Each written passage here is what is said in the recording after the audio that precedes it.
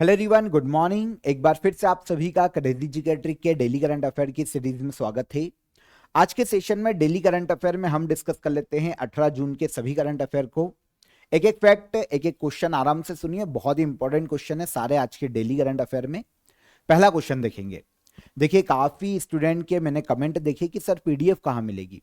तो रोज मैं आपको बताता हूं कि क्रेजी जीके ट्रिक के एप्लीकेशन को आप प्ले स्टोर से डाउनलोड कर लीजिए। वहां पर आपको डेली करंट अफेयर का एक फोल्डर मिलेगा एप्लीकेशन में। जिस भी डे की डेली करंट अफेयर की आपको पीडीएफ चाहिए वो वहां पर फ्री ऑफ कॉस्ट अवेलेबल है। वहां से आप इसे कलेक्ट कीजिए। पहले क्वेश्चन पर चलेंगे। चर्चा में रही ग्रीन लाइन बॉर्डर किस देश में स्थित है? तो कल के सेशन में मैंने आपको बताया था कि इंडियन गवर्नमेंट का एक बहुत ही शानदार जियोपॉलिटिकल मूव देखने को मिला है जब भारत के पीएम नरेंद्र मोदी ने साइप्रस की यात्रा की है। क्योंकि आप सभी जानते हैं कि साइप्रस और तुर्की का विवाद है, दोनों देश आसपास स्थित है। तो यहां पर तुर्की ने भारत पाकिस्तान का भी जो वॉर हुआ था उसमें पाकिस्तान को ड्रोन दिए थे। उसके बाद भारत की पीएम की जो साइप्रस यात्रा है उस पर पूरे वर्ल्ड की मीडिया की निगाहें थी। अब एक और यहां पर आप बोल सकते हैं कि एक और मूव भारत के पीएम ने लिया है। इन्होंने ग्रीन लाइन बॉर्डर की यात्रा की। एक्चुअल में ये जो बॉर्डर है ना, ये विवादित एरिया है भारत और तुर्की और साइप्रस के मध्य में। तो वहां की यात्रा करना, आप यहां पर ये देखिए कि अभी तक भारत के इतिहास में जितने भी पीएम हुए हैं, पहले पीएम हैं भारत के पीएम नरेंद्र मोदी जिन्होंने साइप्रस और तुर्की के मध्य में इस ग्रीन लाइन बॉर्डर को जाकर देखा है और यहां पर विजिट किया, प्रॉपर वीडियो निकल कर आए थे। तो साइप्रस और तुर्की के मध्य में यह देखने को मिलती है ग्रीन लाइन बॉर्डर। हालांकि ये स्थित है साइप्रस में, ध्यान रखना। अब यहां पर ग्रीन लाइन बॉर्डर साइप्रस के दो एरिया के मध्य में। साइप्रस का उत्तरी एरिया जो है, उत्तरी साइप्रस आप इसको बोल लीजिए, एक्चुअल में ये तुर्की के कब्जे में। और दक्षिण साइप्रस जहां पर ऑफिशियल साइप्रस की गवर्नमेंट का शासन है, ये दक्षिणी साइप्रस का एरिया है। अगर आप मैप पर देखेंगे तो यहां पर आप देख पाएंगे ये पूरा साइप्रस है, लेकिन ये दक्षिणी साइप्रस और ये है उत्तरी साइप्रस। ये जो एरिया है ये तुर्की के अंडर में है और इसके बीच में आप ये जो बाउंड्री देख रहे हैं ये कहलाती है ग्रीन लाइन बॉर्डर या बाउंड्री। अब यहां पर गए हैं भारत के पीएम नरेंद्र मोदी और यहां पर सीधा तुर्की को संदेश दिया है कि भैया अब आपके जितने भी खिलाफ देश है हम कहीं ना कहीं उनसे अब रिलेशन बढ़ाएंगे, चाहे वो ट्रेड से संबंधित हो, पॉलिटिकल रिलेशन हो और किसी भी प्रकार के। क्योंकि तुर्की ने युद्ध में किसको सपोर्ट किया था? पाकिस्तान को। ये जो जोन है ना, United nation peace keeping force के द्वारा कंट्रोल किया जाता है। ग्रीन लाइन बॉर्डर जो है वो यूनाइटेड नेशन पीस कीपिंग, इसके बारे में हम काफी बार डिस्कस कर चुके हैं। एक फोर्स होता है यूनाइटेड नेशन का जिसमें यूनाइटेड नेशन की मेंबर्स कंट्रीज जो हैं अपने सैनिक भेजती है। तो इस फोर्स के द्वारा कंट्रोल किया जाता है पूरे क्षेत्र को। बाउंड्री को यूनाइटेड नेशन ने बफर जोन घोषित किया है, बीच का ऐसा एरिया जो कि बफर जोन होता है दोनों देशों के बीच में घोषित किया है। देखिए, साइप्रस की बात करते हैं। 1960 में ब्रिटिशर्स से इनको आजादी मिली थी, ब्रिटेन का शासन था। अब जब इनको ब्रिटेन से आजादी मिली तो उत्तरी एरिया में मुस्लिम आबादी ज्यादा है और दक्षिण में ग्रीक लोग निवास करते हैं। तो इन दोनों के मध्य में काफी डिस्प्यूट होता है और उस केस में 1963 में एक टेम्पररी बॉर्डर दोनों के बीच में बना दी जाती है साइप्रस में। ये ग्रीन लाइन कहलाती है। आगे चलकर 1974 में तुर्की आक्रमण कर देता है साइप्रस पर और 36% साइप्रस का कब्जा लेता है, जो कि नॉर्थ साइप्रस का एरिया है। वर्तमान में वो किसके पास है? तुर्की के पास है। ठीक है, साइप्रस, नॉर्थ साइप्रस चला जाता है तुर्की के पास और साउथ साइप्रस, दो पार्ट में साइप्रस डिवाइड हो जाता है। अब यहां पर वेस्ट एशिया का एक देश है साइप्रस। अगर हम इसको मैप पर देखने जाते हैं, निकोसिया इसकी कैपिटल है और निकोस क्रिस्टोडुलाइड इसके वर्तमान में प्रेसिडेंट के पद पर हैं। कल भी हमने इनकी बात की थी। यहां पर एक नई टर्म जो हमको पता चली है वर्ल्ड मैप पर, वो है ग्रीन लाइन बॉर्डर। इसको याद रखिएगा। वैसे साइप्रस की लोकेशन भी इंपॉर्टेंट है। यहां से क्वेश्चन ये आपसे पूछा जाएगा कि साइप्रस हमें किस सी में देखने को मिलता है, किस सागर में देखने को मिलता है? तो ये मेडिटेरियन सी में देखने को मिलता है। इसकी बाउंड्री तुर्की से दक्षिण में है। वैसे एक आइलैंड पर एक देश है, लेकिन इसका जो उत्तरी हिस्सा है वो किसके हाथ में है? तुर्की के हाथ में। लेकिन याद रखना उत्तरी हिस्से में तुर्की को मान्यता नहीं देता विश्व का कोई भी देश, है ना। मतलब नॉर्थ साइप्रस नाम के देश को वर्ल्ड में कोई भी देश मान्यता नहीं देता है। ये पूरा साइप्रस का एरिया ही माना जाता है इंटरनेशनली। तो भले ये तुर्की के कंट्रोल में है और तुर्की चाहता है कि इसको नॉर्थ साइप्रस देश घोषित किया जाए, लेकिन कोई भी देश इसको मान्यता नहीं देता। आगे आ जाएंगे। हाल ही में जारी सीपरी ईयरबुक 2025 के अनुसार भारत के पास कितने परमाणु बम हैं?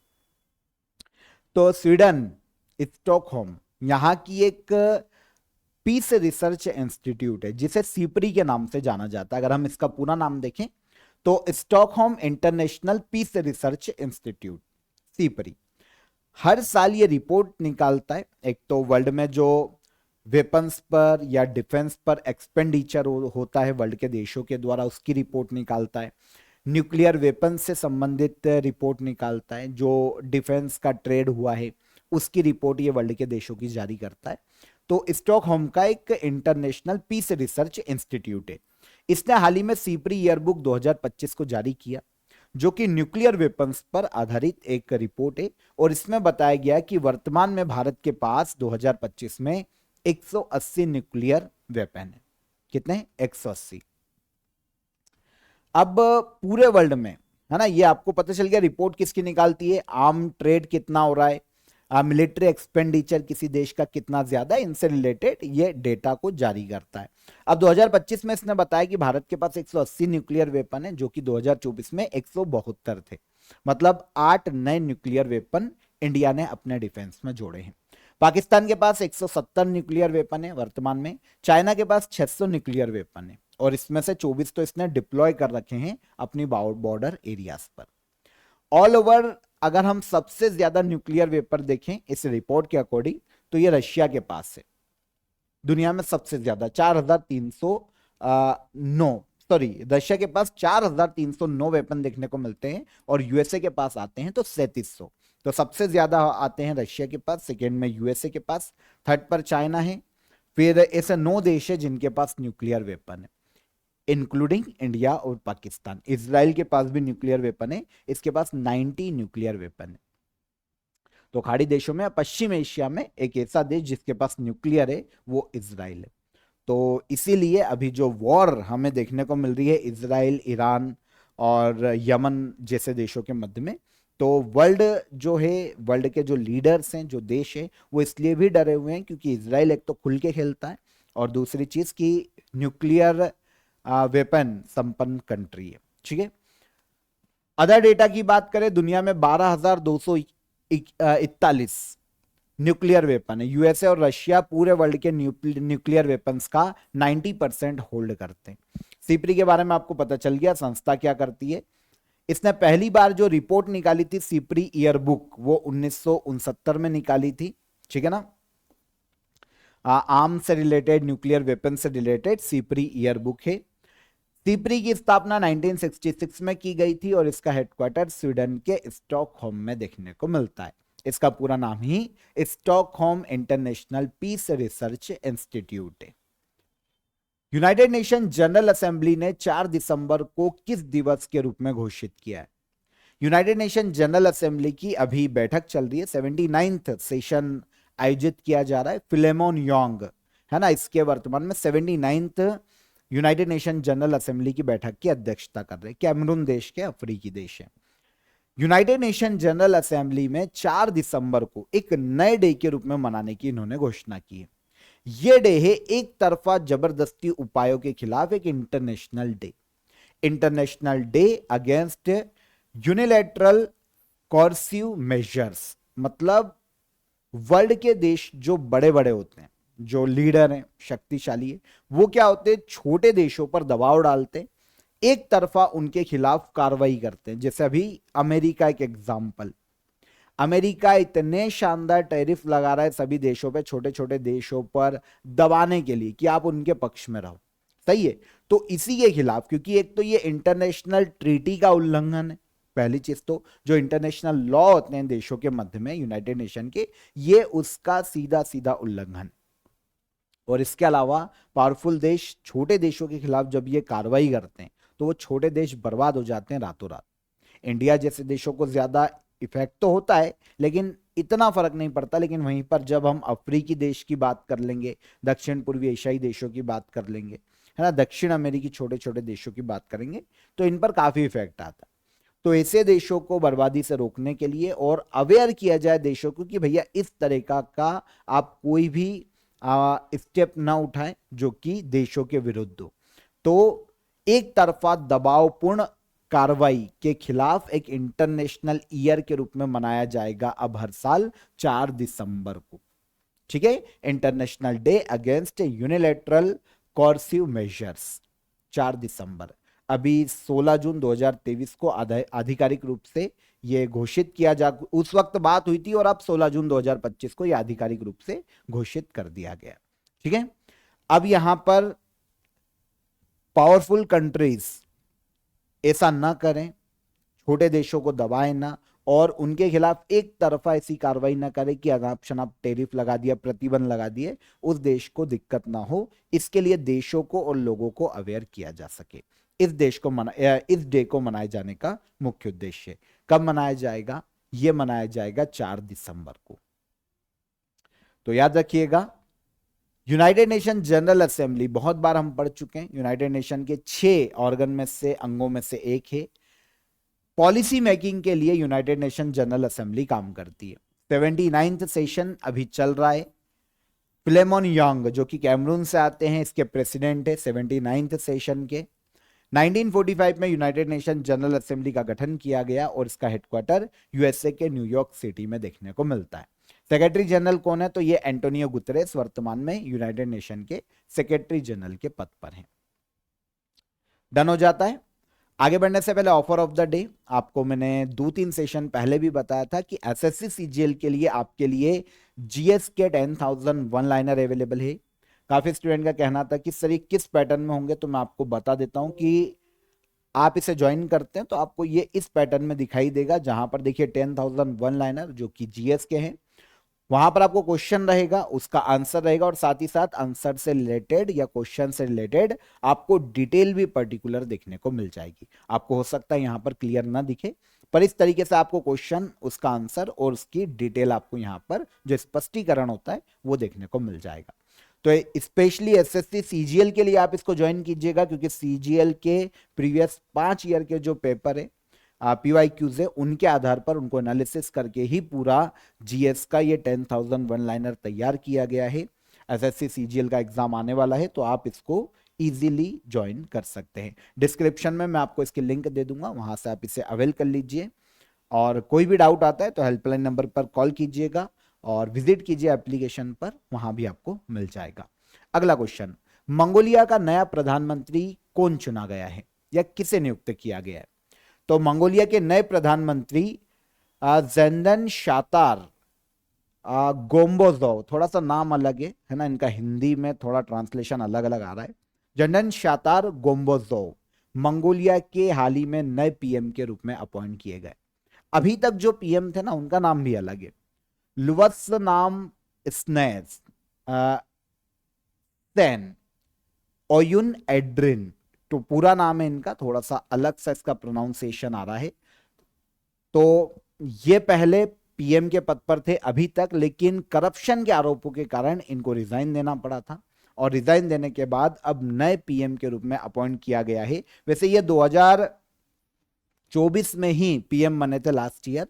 करप्शन के बाद, करप्शन के आरोपों के बाद इन्होंने रिजाइन दिया अपने पद से, और अब नए पीएम के रूप में अपॉइंट किया गया है ज़ेंडन शातार गोम्बोजोव को। ठीक है, आपको पता है ये नॉन एमपी, मंगोलिया की जो पार्लियामेंट है ना उसके मेंबर नहीं है, लेकिन मंगोलिया की पार्लियामेंट में ये नियम है कि नॉन एमपी भी पीएम अपॉइंट किया जा सकता है। वहां की कॉन्स्टिट्यूशन का रूल है, तो इसीलिए मंगोलिया के नए पीएम बने हैं ज़ेंडन शातार गोम्बोजोव। मंगोलिया की अगर हम लोकेशन देखते हैं तो ये उत्तरी एशियाई देश है, चाइना और रशिया से अपनी बाउंड्री शेयर करता है, एक लैंड लॉक्ड कंट्री है मंगोलिया। इसकी कैपिटल है उलान बाटोर। यहां पर काफी एक्सरसाइज होती रहती है, मैंने आपको बताया, एक युद्धाभ्यास, जैसे खान क्वेस्ट एक्सरसाइज के बारे में मैंने आपको बताया था, यह भी मंगोलिया में आयोजित किया गया था, जहां पर बहुत सारे देशों ने पार्टिसिपेट किया था। और इसके अलावा इंडिया और मंगोलिया के मध्य में अभी नोमैडिक एलिफेंट एक मिलिट्री एक्सरसाइज आयोजित की गई है इंडिया और मंगोलिया के मध्य में। इसका आयोजन भी उलान बाटोर में किया गया था। तो उलान बाटोर कैपिटल है मंगोलिया की। उत्तरी एशिया या उत्तरी पूर्वी एशिया का एक लैंड लॉक्ड देश है, रशिया और चाइना से बाउंड्री शेयर करता है।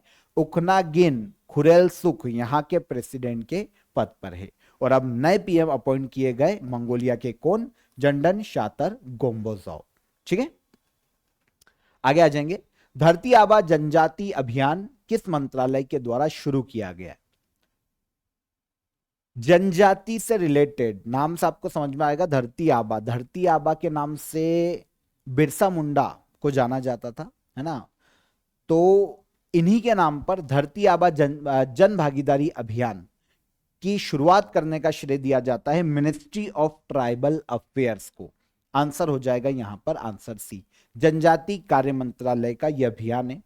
इसका उद्देश्य कि जो कलेक्टिव स्कीम्स है गवर्नमेंट की, उनका लाभ जनजातियों को दिया जा सके। जो ट्राइबल समुदाय है, जनजाति समुदाय है, उन्हें गवर्नमेंट स्कीम्स का लाभ मिल सके, सारे बेनिफिट मिल सके, इसलिए एक अवेयरनेस प्रोग्राम के रूप में इसे चलाया जा रहा है। तो मिनिस्ट्री ऑफ ट्राइबल अफेयर्स ने धरती आबा जन भागीदारी अभियान अभी लॉन्च किया है। यह अब तक का सबसे बड़ा ट्राइबल एम्पावरमेंट कैंपेन के रूप में देखा जा रहा है, जहां पर जनजातियों का सशक्तिकरण मुख्य उद्देश्य है। और सशक्तिकरण कैसे किया जाएगा? सारी गवर्नमेंट स्कीम्स जितनी भी है, उनका लाभ ट्राइबल्स विलेज में जनजातियों को दिया जा सके। किसको कवर किया जाएगा? 549 ट्राइबल जिलों तक पहुंचा जाएगा गवर्नमेंट के द्वारा, 2900 ब्लॉक्स तक, और इसके अलावा करीब 1 लाख जनजाति गांवों तक पहुंचा जाएगा और सभी को जोड़ा जाएगा गवर्नमेंट स्कीम से। गवर्नमेंट स्कीम का उन्हें लाभ दिया जाएगा, जैसे उनके आधार कार्ड अपडेट करना है, आधार कार्ड बनाना है, आयुष्मान भारत हेल्थ कार्ड दिया जाएगा, जनधन बैंक अकाउंट उनके खुलवाए जाएंगे ताकि स्कीम्स का पैसा उनके अकाउंट में आ सके। पीएम किसान में उनका रजिस्ट्रेशन किया जाएगा जो कृषक है। ट्राइबल स्टूडेंट के लिए स्कॉलरशिप प्लान दिए जाएंगे। तो ये सब जो कलेक्टिव पर्पस है उनको पूरा करना इस योजना का मुख्य उद्देश्य है। धरती आबा जन भागीदारी अभियान मिनिस्ट्री ऑफ ट्राइबल अफेयर्स के द्वारा हाल ही में इसे शुरू किया गया। भारत सरकार ने 2025 को जनजाति गौरव वर्ष के रूप में घोषित किया था कुछ समय पहले। तो 2025 जनजाति गौरव दिवस के रूप में मनाया जा रहा है इंडिया में। आगे आ जाएं। ई नगर पालिका 2.0 पोर्टल किस राज्य में शुरू किया गया? ई नगर पालिका 2.0 पोर्टल को शुरू करने का श्रेय दिया जाता है मध्य प्रदेश सरकार को। देखिए, मध्य प्रदेश सरकार ने क्या किया, एक पोर्टल निकाला, ई नगर पालिका पोर्टल। इसमें जितनी भी नगर पालिका, जितने भी नगरीय निकाय है ना, जितनी भी नगरीय निकाय बॉडी है, उन सभी को पर्टिकुलर एक पोर्टल पर जोड़ दिया, एक एप्लीकेशन के माध्यम से जोड़ दिया। एप्लीकेशन भी उपलब्ध है और पोर्टल भी उपलब्ध है। इसके माध्यम से क्या होगा, पूरे मध्य प्रदेश में कोई भी व्यक्ति किसी भी नगरीय निकाय से उसको अगर कुछ काम करवाना है तो वो उस पोर्टल के माध्यम से आवेदन कर सकता है। फॉर एग्जाम्पल, उसको अपने मकान की रजिस्ट्री से रिलेटेड कोई काम करवाना है ना, जो नल कनेक्शन होता है उससे रिलेटेड कोई काम करवाना है, कुछ डॉक्यूमेंट्स बनवाना है गवर्नमेंट के, है ना, आधार कार्ड वगैरह, तो ये सारी की सारी फैसिलिटी उसको ई नगर पालिका 2.0 पोर्टल पर मिल जाएगी। अभी के लिए इसे भोपाल में, कैपिटल में, एमपी की कैपिटल में पायलट प्रोजेक्ट के रूप में लॉन्च किया गया है। अब ये सक्सेस हो जाता है तो फिर इसको पूरे राज्य में लॉन्च किया जाएगा। नगरीय निकायों को सभी को आपस में जोड़ दिया गया, एक सेंट्रलाइज्ड पोर्टल बनाया गया, है ना, सेंटर बनाया गया और सारे नगरीय निकायों को आपस में जोड़ दिया। एमपी का कहीं का भी व्यक्ति वो डायरेक्ट पोर्टल पर अप्लाई कर सकता है। मध्य प्रदेश इंडिया का ऐसा पहला राज्य है जहां पर सभी नगरीय निकाय एक ही पोर्टल पर उपलब्ध करवाए गए। बर्थ सर्टिफिकेट बनवाना है किसी को अपने किसी भी रिलेटिव के डेथ सर्टिफिकेट के लिए अप्लाई करना है, property tax, water tax, property registration, ये सारे काम इस पोर्टल के माध्यम से किए जा सकते हैं। मोबाइल एप्लीकेशन के रूप में भी ये अवेलेबल है। विश्व सिकल सेल दिवस हर साल किस तारीख को मनाया जाता है? इसे सिकल सेल दिवस या सिकल सेल एनीमिया दिवस के रूप में जाना जाता है, world sickle cell anaemia day. यह हर साल मनाया जाता है पूरे वर्ल्ड में 19 जून को। यहां पर एक जो टर्म आप सुन रहे हैं ना, सिकल सेल, सिकल का मतलब होता है यहां पर एक दराती, अगर आपने देखी हो जिससे फसल काटते हैं, है ना, हसिया उसको बोलते हैं, फसल काटने का एक औजार होता है ना, हथियार। तो आपको इस तरीके का वो दिखाई देता है। अब क्या होता है कि ये जो सिकल सेल एनीमिया या जो डिसीज है ना, वो ब्लड डिसीज है एक प्रकार की। इसके प्रति लोगों को अवेयर करना, इससे बचाना, इसको खत्म करना। एक आनुवंशिक बीमारी है, दिक्कत ये है कि ये जेनेटिक्स वाली बीमारी है, आनुवंशिक बीमारी। तो इसके प्रति लोगों को अवेयर करना, सिकल सेल एनीमिया को खत्म करना, वर्ल्ड से लोगों को अवेयर करना, world sickle cell awareness day या एनीमिया डे मनाए जाने का मुख्य उद्देश्य। इसमें क्या होता है, जो सिकल सेल गोल होना चाहिए ना, जो उसकी आकृति, मतलब जो सेल होते हैं रेड ब्लड सेल, जिनको गोल होना चाहिए, उसकी आकृति हंसिए जैसी हो जाती है, मतलब वो ऐसी आपको थोड़ी सी चपटी टाइप दिखाई देगी। तो इससे क्या होता है, तो ब्लॉकेज की समस्या आती है ना, और सिकल जो रेड ब्लड सेल्स होते हैं वो टूटने लगते हैं, उनकी जो लाइफ होती है वो कम होने लगती है। तो एक आनुवंशिक बीमारी है, ब्लड में हीमोग्लोबिन की कमी होने लगती है, थकान आने लगती है, और बहुत सारी अदर प्रॉब्लम होती है। तो इसके प्रति लोगों को अवेयर करना, world sickle cell anaemia day मनाए जाने का मुख्य उद्देश्य 19 जून को हर साल मनाया जाता है। सबसे पहली बार 2008 में मान्यता दी गई थी यूनाइटेड नेशन जनरल असेंबली के द्वारा, और इसे पहली बार मनाया गया 19 जून 2009 को। सिकल सेल एनीमिया के लिए लोगों को अवेयर करना। 2025 की थीम की बात करें, global action, local impact, empowering communities for effective self advocacy. 2025 में वर्ल्ड सिकल सेल डे की या सिकल सेल एनीमिया डे की थीम है। जेनेटिक ब्लड डिसीज है, बॉडी में रेड ब्लड सेल्स का शेप बदल जाता है, जैसा कि मैंने आपको बताया था, ये हसिया या दराती की तरह हो जाता है, सिकल बोलते हैं इसको, उसका शेप बदल जाना। तो नलियों में फंस जाते हैं, टूटने लगते हैं। आरबीसी रेड ब्लड सेल्स, जिनकी एवरेज जो जीवन होता है वो 120 दिन का होता है, लेकिन इस केस में उसका जीवन घट जाता है, 10-20 दिन में ही रेड ब्लड सेल्स टूटने लगते हैं। इससे क्या होता है, रेड ब्लड सेल्स की कमी आती है, शरीर में खून और ऑक्सीजन की कमी होती है, और फिर थकान और दूसरी बीमारियां इसका कारण बनती है। इसके प्रति लोगों को अवेयर करना। नेशनल सिकल सेल एनीमिया उन्मूलन मिशन के रूप में इंडिया में घोषित किया गया था 1 जुलाई 2023 में। मध्य प्रदेश के सागर जिले में शुरू किया गया था, एमपी के सागर से। भारत के पीएम नरेंद्र मोदी ने इसको लॉन्च किया था। कब? 1 जुलाई 2023, नेशनल सिकल सेल एनीमिया उन्मूलन मिशन के रूप में। 2000 इसका लक्ष्य था कि 2047 तक सिकल सेल एनीमिया को भारत से समाप्त किया जा सके। तो ये एक मिशन है, इसको भी याद रखिए। साइबर सुरक्षा अभ्यास किस संस्था के द्वारा आयोजित किया जाता है? साइबर सुरक्षा एक्सरसाइज, इसका आयोजन किया जाता है हर साल डिफेंस साइबर एजेंसी के द्वारा।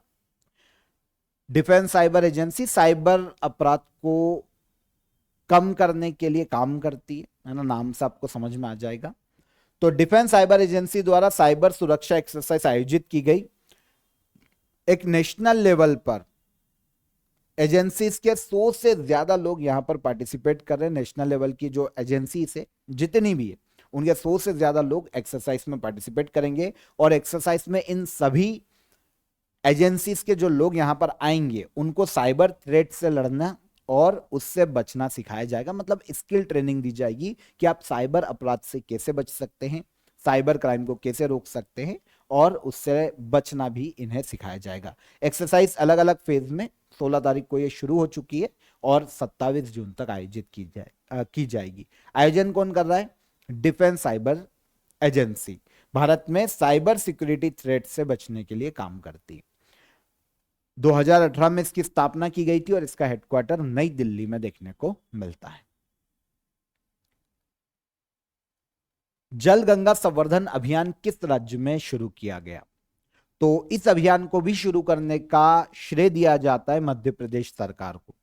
यह वैसे काफी पहले शुरू हो चुका था, यह लगातार चल रहा है, तो आज मैंने इसका क्वेश्चन ले लिया क्योंकि स्टेट की जो स्कीम्स और ऐसी पॉलिसीज या कैंपेन है ना, वो अभी रिसेंटली एग्जाम में काफी पूछे गए।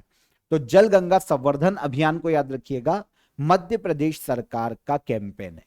और जैसा नाम से समझ में आया, जल गंगा संवर्धन मतलब मध्य प्रदेश में जितनी भी नदियां हैं, वाटर बॉडीज हैं, उनको पुनर्जीवित करना, उनकी सफाई करना इस अभियान या कैंपेन का मुख्य उद्देश्य है। वाटर कंजर्वेशन के लिए और वाटर जितने भी सोर्सेज हैं उनको पुनर्जीवित करना इस योजना का मुख्य उद्देश्य। 90 दिन का ये प्लान है, 90 दिन तक ये चल रही है। हालांकि ये शुरू मार्च में हो गई थी और उज्जैन में शिप्रा रिवर तट से भारत जो मध्य प्रदेश के सीएम है मोहन यादव, इन्होंने उस वक्त शुरू की थी। 90 दिन का प्रोग्राम है, 90 दिन का कैंपेन है। एमपी में इसके तहत क्या किया जा रहा है कि जितनी भी वाटर बॉडीज है जैसे लाइक शिप्रा और छोटी छोटी नदियां हैं, इंदौर में खान नदी है, इन सबको सफाई की जाएगी, इनका जो पुनर्जीवित किया जाएगा।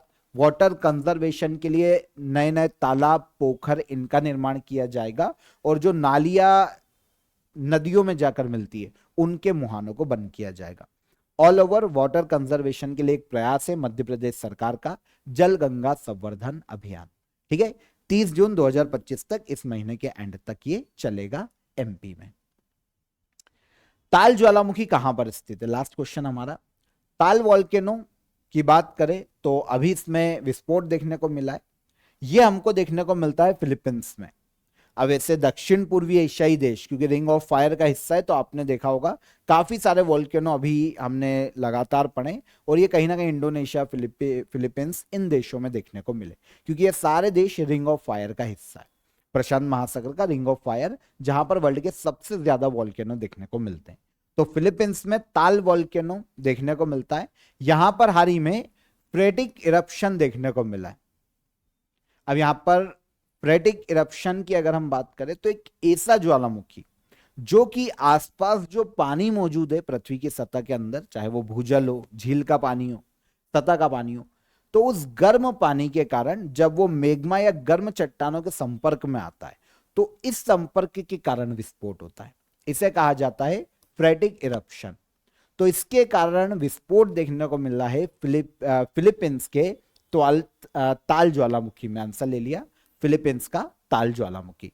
तो इसके कारण क्या हुआ, जब ये ज्वालामुखी फटा ना तो इसकी तीव्रता इतनी ज्यादा थी कि 9 छोटे छोटे अर्थक्वेक भी इस ज्वालामुखी के आसपास देखने को मिले हैं फिलीपींस में। तो याद रखिएगा, ताल ज्वालामुखी फिलीपींस में देखने को मिलता है और कारण क्या है इसके विस्फोट का, ये भी यहां पर पता चल गया। फिलीपींस में स्थित एक एक्टिव वॉल्केनो है ताल वॉल्केनो, फिलीपींस के ताल लेक के बीचों बीच स्थित है। एक लेक है ताल नाम की, उसके बीचों बीच है, तो इसका नाम पड़ गया ताल लेक। अदर वॉल्केनो की बात करें वर्ल्ड की, जापान का माउंट फ्यूजी, ये वॉल्केनो काफी फेमस है। इटली में विसुवियस और एटना, इसमें से अभी हमने डिस्कस भी किया था कुछ सेशन पहले। माउंट रेनियर यूएसए में है और क्राकाटोआ वॉल्केनो देखने को मिलेगा इंडोनेशिया में। तो यहां पर हमारे 18 जून के सभी करंट अफेयर क्लियर हो जाते हैं। अब हम चलते हैं लास्ट डे के करंट अफेयर के रिवीजन पर। पहला क्वेश्चन हमारा साइप्रस से है, जिसकी हमने आज भी बात की है, पर कल का क्वेश्चन भारत को वहां का सर्वोच्च नागरिक सम्मान दिया गया था कल, Grand Cross of the Order of Makarios third. Bharat के पीएम को दिया गया किस देश का सर्वोच्च नागरिक सम्मान है, तो यह सर्वोच्च नागरिक सम्मान है साइप्रस का। एयर इंडिया AI-171 दुर्घटना की जांच के लिए किसकी अध्यक्षता में कमेटी का गठन किया गया, तो यह कमेटी है गोविंद मोहन के नेतृत्व में। चर्चा में रहा बनी हॉप शब्द किस खेल से संबंधित है, यह संबंधित है क्रिकेट से। बनी हॉप 116 साल के इतिहास में पहली बार MI6 का अध्यक्ष एक महिला को बनाया गया।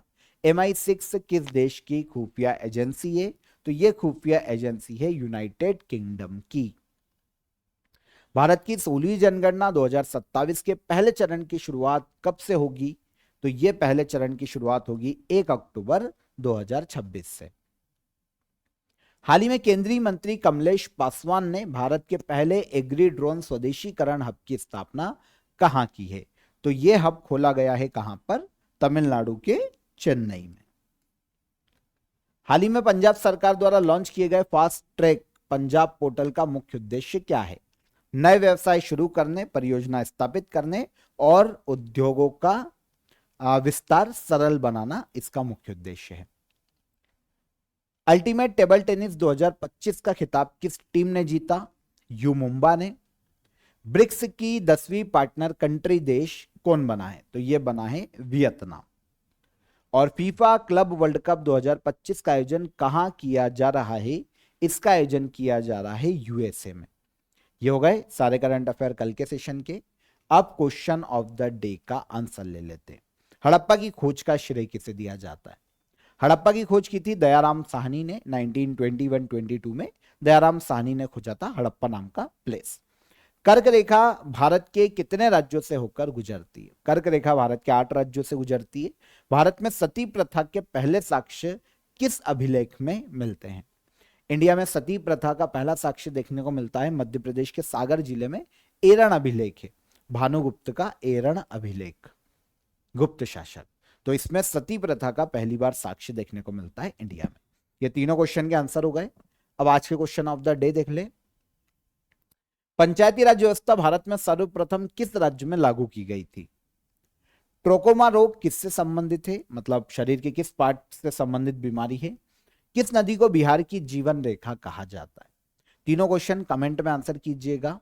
और सेशन पसंद आया हो तो सेशन को लाइक और शेयर करके जाइएगा। ओके, और पीडीएफ ले लीजिएगा, आपको एप्लीकेशन पर मिल जाएगा क्रेजी जीके ट्रिक की।